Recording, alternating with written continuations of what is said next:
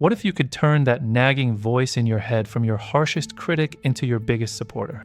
You know the voice I'm talking about, the one that whispers, "You're not good enough," right before you try something new, or screams, "You're a failure," after one tiny mistake.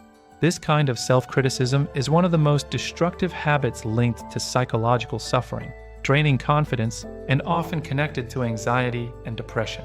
But here's a wild thought. What if that voice isn't your enemy? What if it's actually a misguided protector, and all you have to do is teach it a new job? In this video, I'm going to walk you through a powerful, 5-step method to reframe that negative self-talk, build real self-belief, and finally make peace with the voice inside your own head. So if you're ready to quiet that critic for good, let's get into it. The first, most important step to quieting your inner critic is to just notice it. You have to hear it when it's speaking. So, your first mission is to just observe your thoughts without judging them. When you hear that negative tone, don't fight it. Just acknowledge it. Say to yourself, "Ah, there's the critic again." Think of it like a notification on your phone. You see it, you register it, but you don't have to click on it. This tiny action creates space between you and the thought.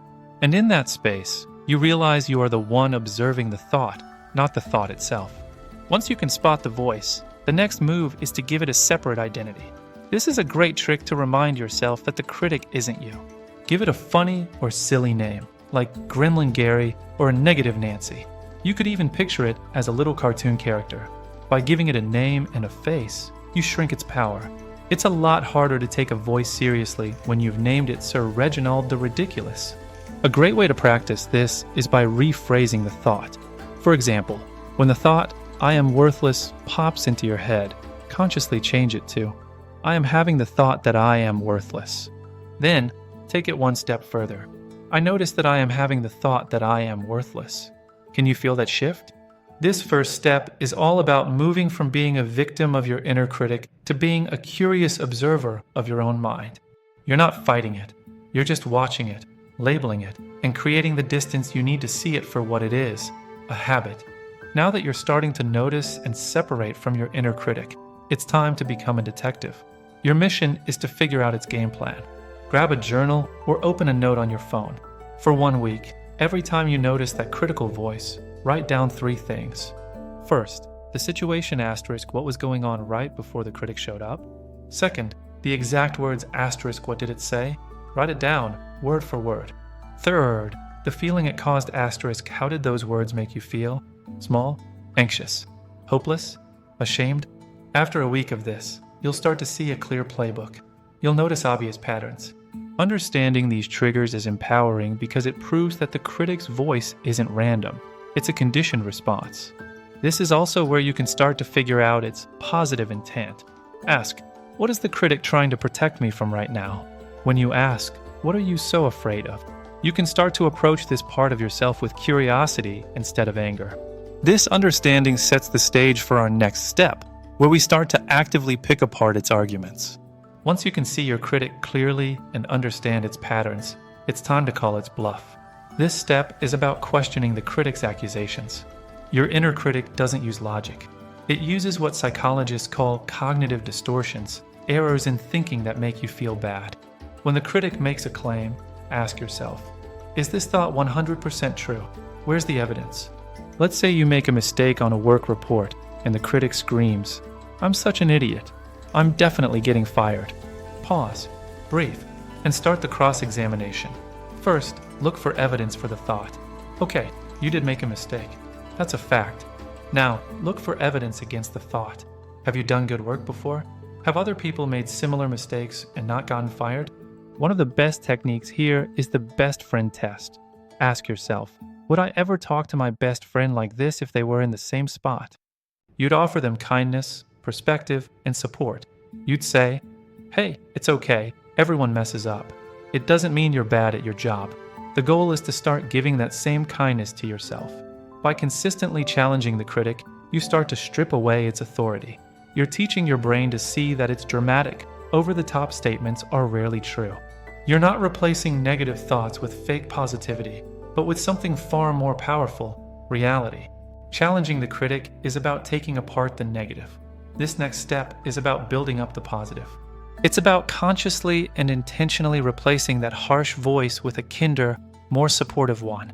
This isn't about toxic positivity or pretending everything's great when it's not. It's about practicing genuine self-compassion, which is the ultimate antidote to the inner critic. Dr. Kristen Neff, a top researcher on this topic, says self-compassion has three main parts. Self-kindness asterisk, this means being gentle and understanding with yourself, especially when you're struggling. Common humanity asterisk, this is about recognizing that everyone suffers and feels inadequate sometimes. You are not alone in this. Mindfulness asterisk, this means noticing your negative emotions without getting swept away by them. So how do we actually do this? We consciously reframe the critic's story. For instance, when you make a mistake, the critic's story, I'm a failure. A compassionate reframe, I made a mistake, which is human. This is an opportunity to learn. It's really important that these reframes feel true to you. If a super positive affirmation like, I am a flawless genius, feels like a lie, your brain will reject it. Instead, focus on something believable, like your effort or your willingness to learn. A reframe like, this is hard, but I'm learning how to handle it, is both true and empowering. A beautiful way to practice this is to create a few self-compassion mantras. These are just short, kind phrases you can repeat to yourself when the critic acts up. Some examples could be, this is a moment of struggle. Everyone struggles. May I be kind to myself right now. I'm doing the best I can with the tools I have. It's okay. You're okay. I've got you. When you feel that tightness in your chest, that means the critic has arrived. Just pause. Put a hand on your heart and offer yourself these words. You are literally rewiring your brain to respond to stress with self-care instead of self-attack. It's a game-changing shift that builds emotional strength from the inside out. This last step is where it all comes together. All the noticing, challenging, and reframing in the world won't make a lasting difference if you don't back it up with action. Why? Because the single most powerful way to prove your critic's fearful predictions wrong is to act in spite of them and see for yourself that you can handle it. Your inner critic is like a ghost that's haunting a house. It has no real power, only the power you give it when you believe its stories and follow its orders. Its main goal is to keep you small and safe inside your comfort zone. So, the ultimate act of rebellion is to do the very thing it's screaming at you not to do. Feel the fear and do it anyway. Feel the voice yelling, "You're not ready," and hit publish on that article. Every time you take action in the face of that resistance, you collect real-world proof of your own strength and resilience. You are building a brand new library of experiences that proves the critic's old, tired stories wrong. This doesn't mean you have to take huge, terrifying leaps. Start small. Celebrate the small wins. If your critic says you're too lazy to work out, the victory might just be putting on your gym clothes and walking around the block. That's it. That's the win. This final step creates a powerful, positive feedback loop. The more action you take, the more proof you have. The more proof you have, the weaker the critic's voice gets. And the weaker the voice gets, the easier it is to take even more action. This is how you don't just quiet the critic for a day. You build a deep, unshakable foundation of self-belief that lasts. As a bonus tip, I want to share one of the simplest yet most powerful habits for shifting your focus away from the negative, a daily gratitude practice.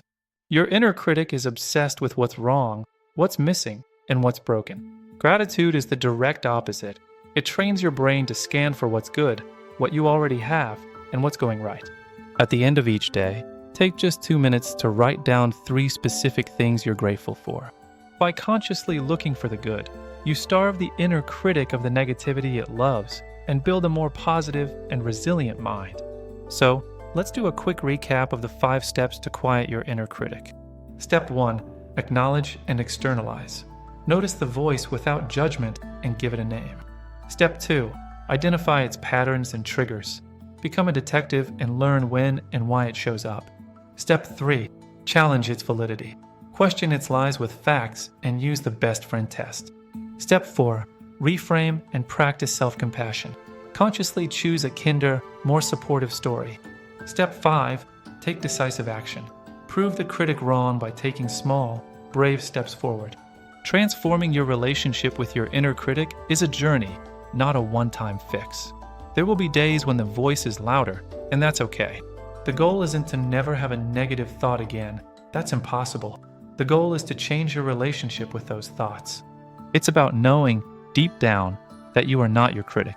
Remember, this isn't about being perfect. It's about being human. And being human, with all our flaws, our struggles, and our mistakes, is more than good enough. If this video was helpful to you, please like it and comment and subscribe for more updates. I'd love to hear from you in the comments. What's one thing your inner critic tells you? And what's a new, compassionate reframe you can use instead? Sharing our experiences is a powerful way to remember that we're all in this together.